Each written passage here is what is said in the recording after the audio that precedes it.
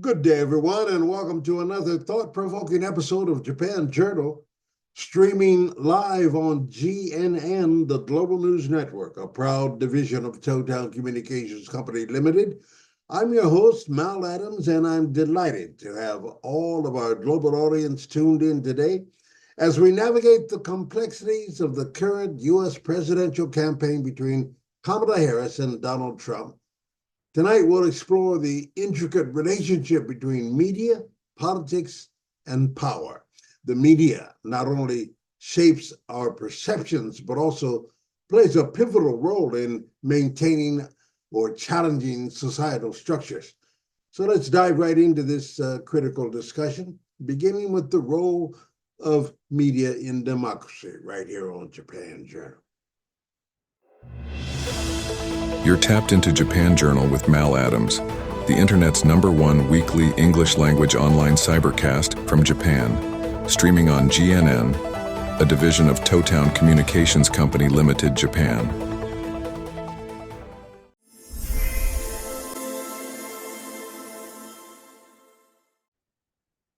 To start, let's consider the fundamental role of media in a democracy.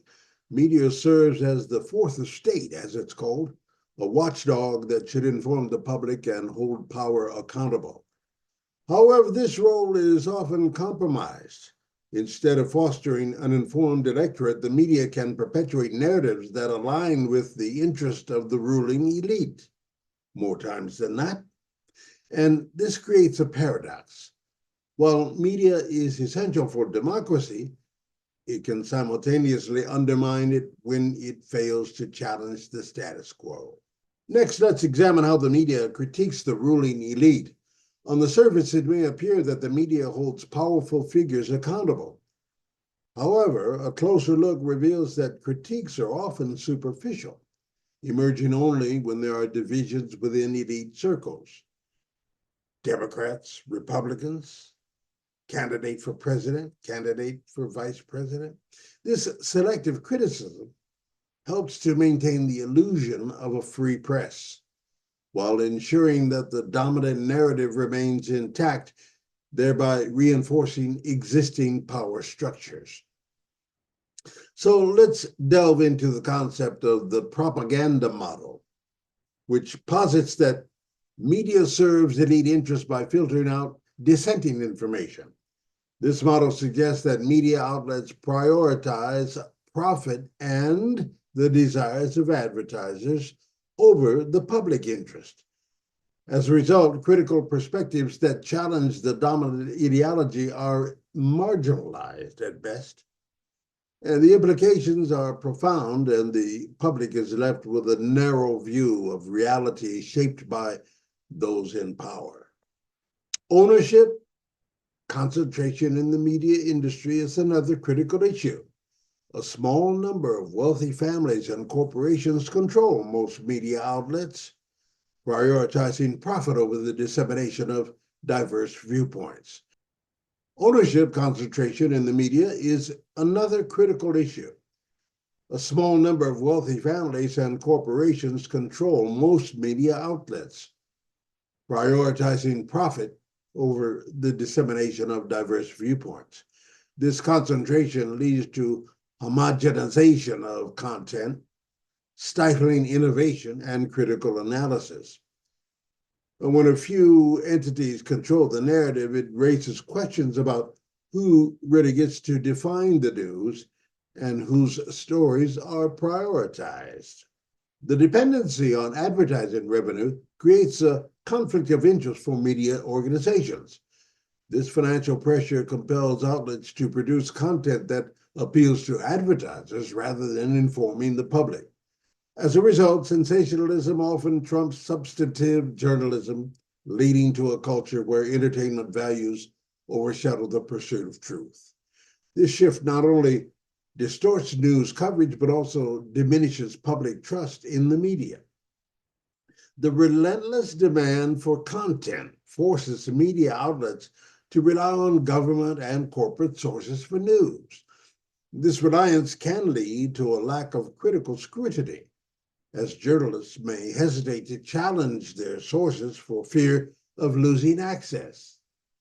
Consequently, we see a cycle where the media reinforces the narratives presented by powerful institutions, rather than investigating and questioning them. This dynamic highlights the need for independent journalism that prioritizes the public interest. The concept of flack, you've heard that phrase, catching flack. Well, this refers to the backlash that critical media faces from the elite. When journalists challenge the status quo, they often encountered organized and strategic responses designed to discredit their work. This can manifest as public relations campaigns, lawsuits, or social media attacks, and such tactics serve to intimidate journalists and limit critical discourse, reinforcing the notion that dissent will not be tolerated. Even decades after the Cold War, many media narratives continued to reflect a binary worldview rooted in that era.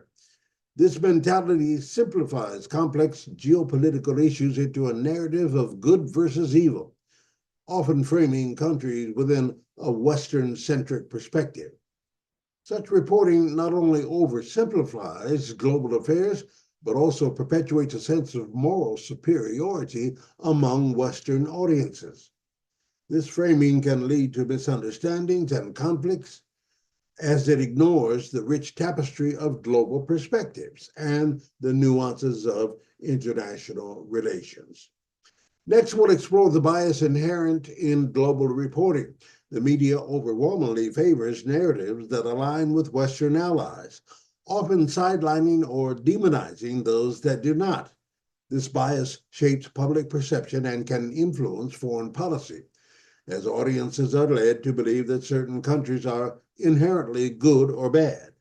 Such narratives not only distort the truth, but also contribute to a lack of empathy and understanding for those outside the dominant Western narrative. Finally, we address how the media assigns varying values to lives based on the narratives they convey. Certain deaths are covered extensively, particularly if they align with a specific message or narrative. For instance, the media may prioritize stories that reinforce Western ideals while ignoring or downplaying tragedies in regions that do not. This selective coverage perpetuates a hierarchy of human value, suggesting that some lives are more worthy of attention than others. This phenomenon raises ethical questions about the responsibility of media to provide equitable coverage for all.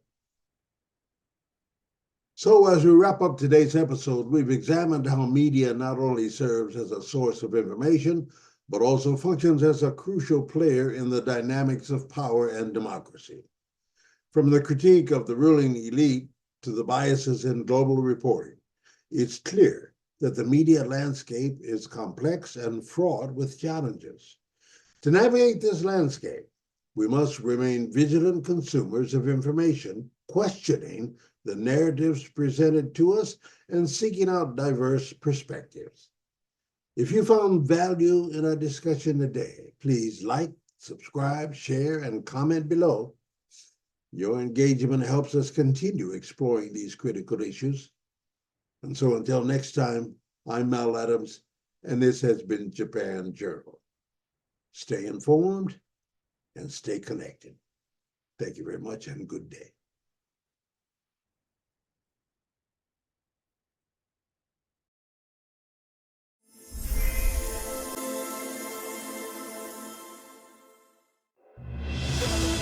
You're tapped into Japan Journal with Mal Adams, the internet's #1 weekly English language online cybercast from Japan, streaming on GNN, the Global News Network, a division of Totown Communications Co. Limited, Japan.